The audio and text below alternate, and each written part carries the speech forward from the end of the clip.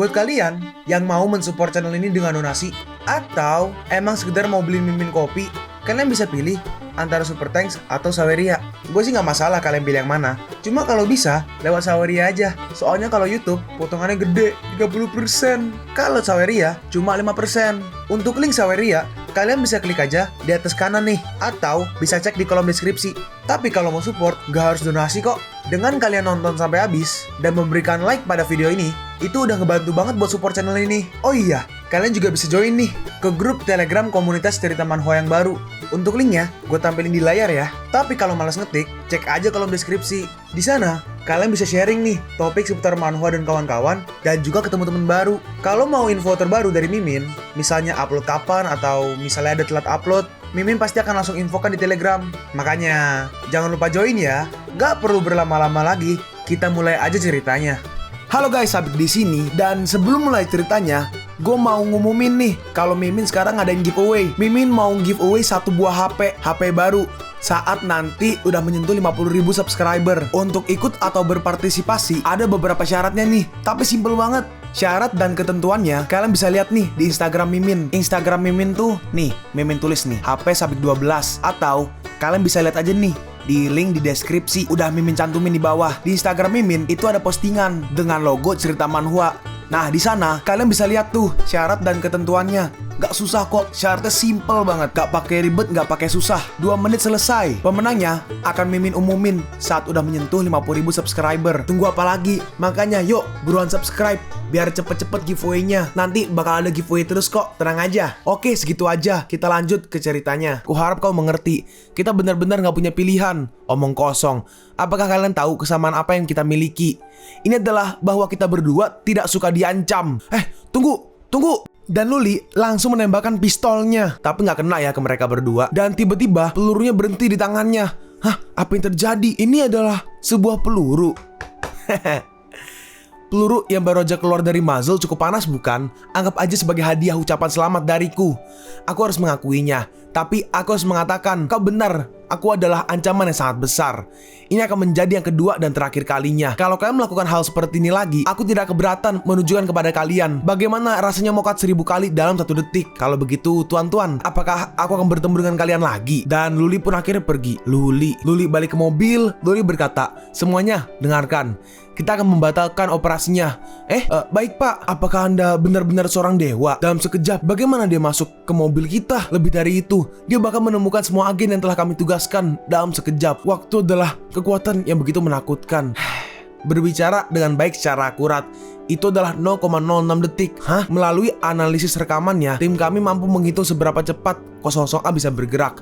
Tapi, dia tampaknya menjadi lebih cepat kali ini. Aku yakin kau tahu apa yang tersirat di dalamnya. Jadi, apa kau siap mendengarkan nasihatku sekarang? Tapi pertama-tama, mari kita pergi ke tempat lain. Bagaimanapun juga, suatu tindakan ilegal untuk berhenti di tengah jembatan. Sekarang kita pergi ke negara X, di mana ini ya, mereka membangun di bawah tanah. Perhatian, eksperimen dunia mikroskopis akan dimulai pada pukul 9 pagi.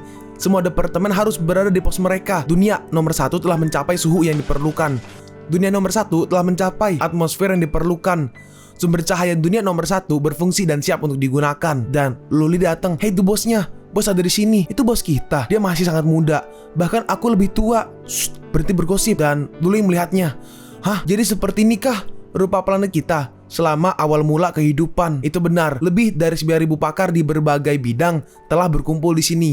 Dunia primordial ini adalah hasil dari gabungan pengetahuan mereka. Terlebih lagi, kita bisa mengendalikan kondisi di dunia mikroskopis ini dan memanipulasinya untuk mendorong evolusi. Aku mengerti. Semua departemen sudah siap. Kita bisa memulai eksperimen kapan aja. Tuan, silakan masuk ke rumah waktu yang telah kami bangun.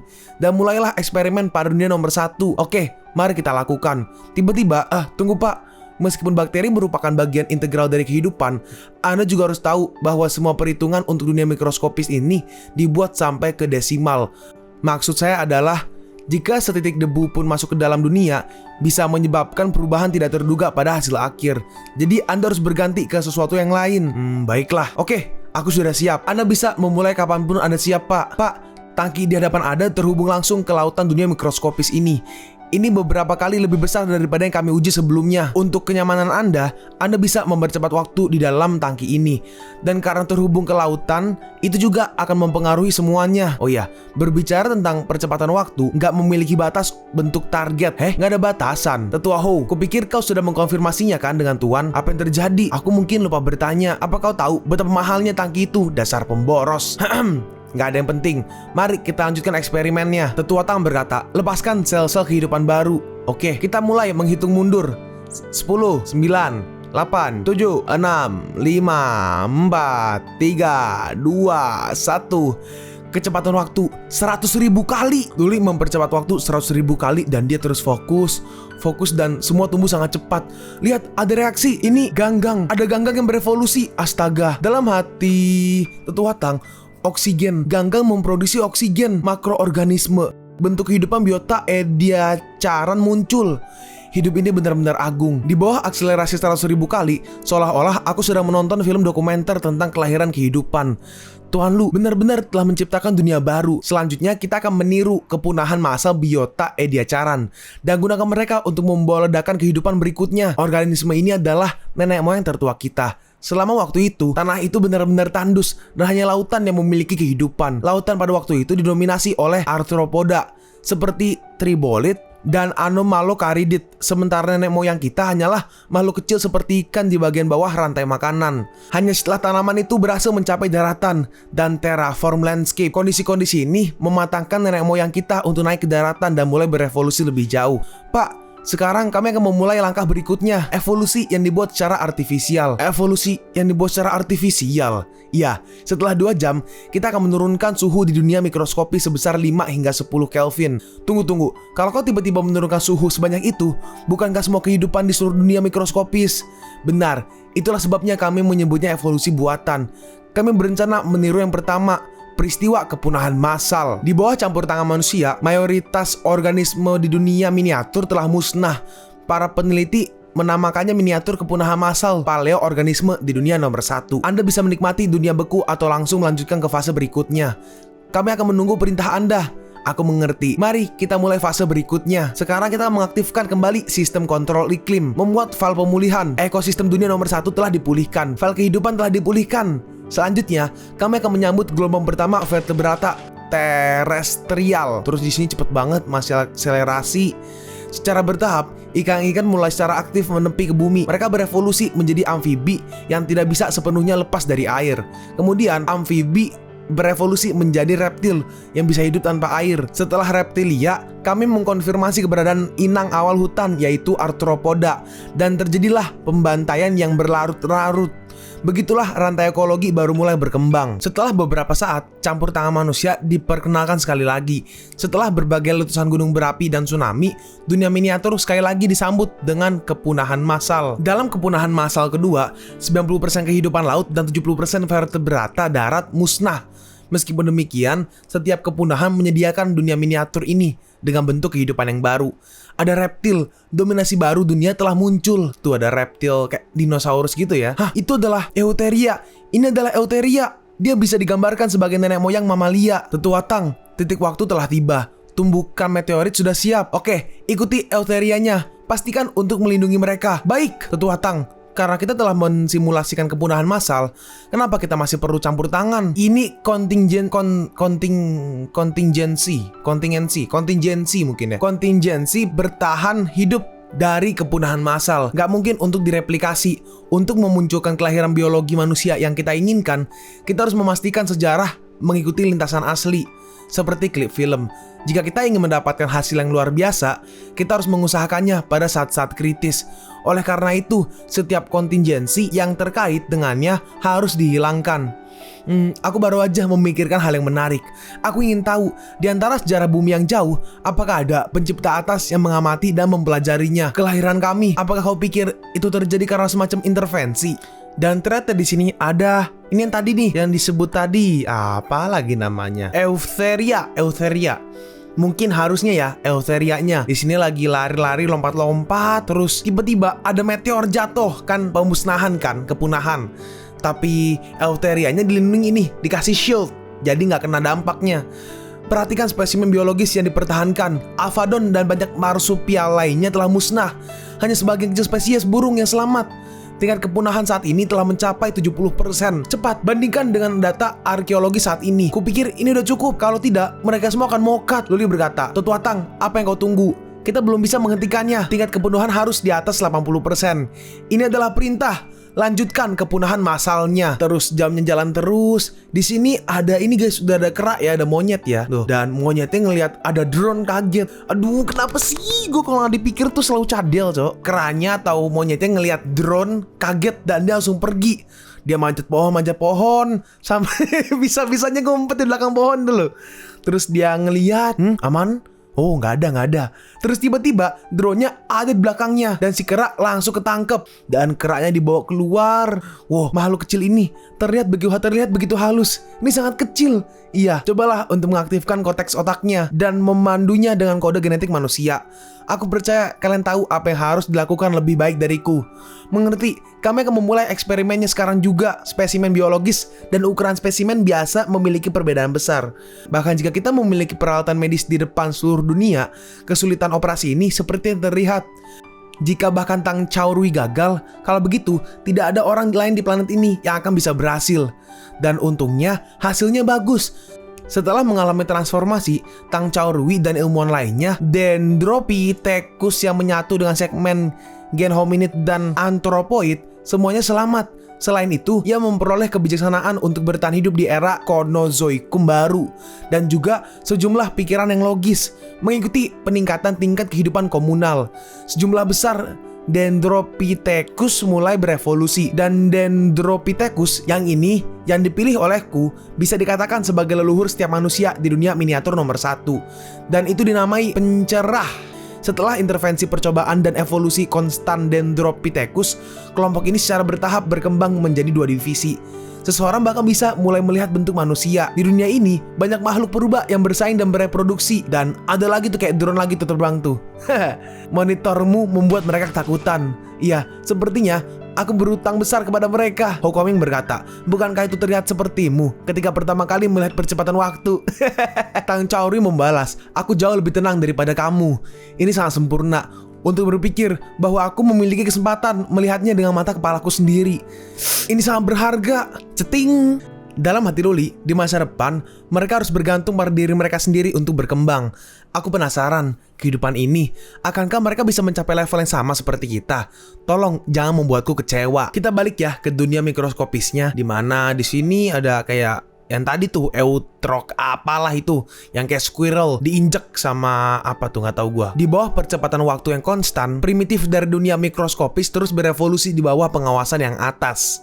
Namun meskipun mereka telah belajar cara membuat peralatan dan senjata di depan predator puncak sejati dunia, mereka tetap lemah dan lemah. Nih ya, kayak macan gitu ya. Dan ini orang tapi primitif. Di sini orangnya dikejar sama si macan. Terus ternyata ada beberapa orang yang sudah bersiap-siap di pohon, di belakang bush atau kayak rumput-rumputan. Mereka melemparkan senjata ke arah macannya tapi gagal, nggak kena. Di sini drone lagi memantau ya. Dan beberapa orang lawan macan dan dengan bantuan yang di atas, tanda kutip yang di atas, manusia primitif dengan cepat membedakan diri mereka dari hewan liar. Ketika mereka terus maju, budaya dan peradaban juga mulai terbentuk. Satu demi satu, suku-suku mulai bermunculan. Kaum primitif mulai belajar bagaimana menggunakan bahasa untuk berkomunikasi. Pada saat pertanian mulai dipraktikkan, yang di atas telah menjadi satu-satunya yang dianggap oleh kaum primitif sebagai dewa. Sekarang manusia di dunia mikroskopis telah berevolusi sampai titik ini. Kita bisa mengatakan rencana genesis dunia adalah sebuah keberhasilan. Woo! Sungguh luar biasa rasanya menciptakan dunia dari nol. Ini merupakan tonggak sejarah yang sangat besar dalam dunia ilmiah. Pak, mari kita pukul besi selagi panas dan mendorong pengembangan ke tahap berikutnya. Untuk mempercepat waktu di dunia mikroskopis, aku telah mempertahankan akselerasi waktu 100.000 kali. Bahkan bagiku konsumsinya sedikit terlalu banyak. Aku sedikit kelelahan sekarang. Kelihatan ya, dari yang waktunya tadi, waktu itu 100.000 ya, 110 ribuan. Sekarang sisa 2 ribuan guys. Dalam hati tetua Tang, Tuan memang menggunakan waktu yang luar biasa untuk mempertahankan percepatan dunia mikroskopis. Apakah dia mungkin dihisap sampai kering? Tapi aku punya rencana. Rencana? Iya, Manusia di dunia mikroskopis sudah mulai mengembangkan pemikiran rasional. Mungkin kita bisa membuat mereka menandatangani kontrak denganku. Apa ada cara yang bisa kita lakukan untuk mengukir ide jual beli waktu ke dalam gen mereka? Sama seperti bagaimana kita secara naluri takut akan kegelapan dan menyembah cahaya. Sesuatu yang berasal dari kedalaman terbesar dari alam bawah sadar mereka. Sesuatu yang mereka semua dilahirkan dengan sebuah penghormatan bawaan untuk perdagangan. Pak, apakah Anda berpikir untuk membuat jual beli waktu menjadi cara hidup? Benar. Bahkan jika setiap orang hanya menawarkan sedikit dari umur mereka, dunia mikroskopis akan berubah menjadi persediaan waktu yang sangat banyak, yang hampir tidak mengharapkan imbalan apapun. Kita sekarang kembali ke dalam dunia mikroskopis, di mana orang-orang udah mulai kayak bando, terus udah ada kayak gelang tangan. Mereka berada di tengah padang gurun. Langit terlalu panas, kita butuh air. Oh, dewa-dewa agung di atas, mohon ampunilah kami atas kesalahan kami dan berkati kami dengan hujan. Kami persembahkan kurban ini kepadamu. Mohon berilah kami rahmatmu. Ini ngomong pakai bahasa ini ya, pakai bahasa primitif ya. Ini adalah berkah bagimu untuk mempersembahkan hidupmu kepada yang di atas. Seluruh keluargamu akan diberkati oleh para dewa. Semoga para dewa menyertaimu. Pas mau dipersembahkan, tiba-tiba ada drone nih guys.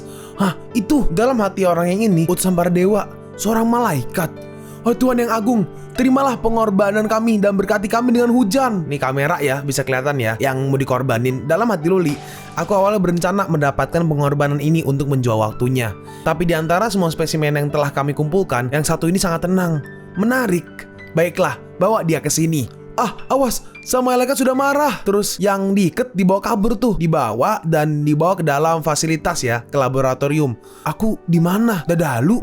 Gue nggak tahu apaan deh, itu begitulah. Kan bahasa primitif soalnya ya. Luli berkata, kau cukup istimewa bukan? Sepertinya kau tidak terlalu terkejut dengan semua ini.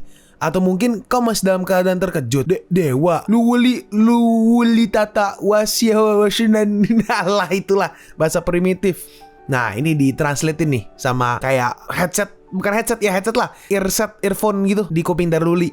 Saya pernah mendengar tentang legenda para malaikat. Saya tidak menyangka bahwa mereka benar-benar ada. Saya bertaruh kepada dewa yang agung untuk menyelamatkan kami dari kelaparan. Tolong selamatkan suku saya jika itu mungkin, dan singkirkan ritual mengerikan yang tidak melakukan apapun kecuali merugikan orang.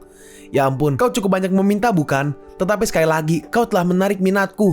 Bagaimana dengan ini? Semua suku yang kau harapkan, kenapa tidak mendapatkannya dengan tanganmu sendiri? Dan di sini ada kontrak ya. Terimalah kontrak ini dan jadilah utusanku.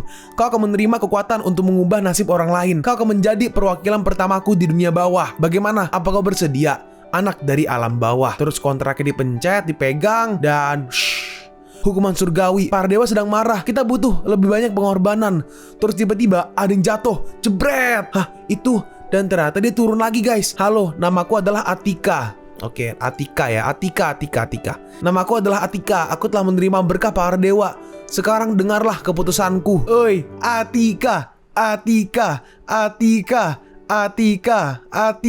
Wih, dia datang ya.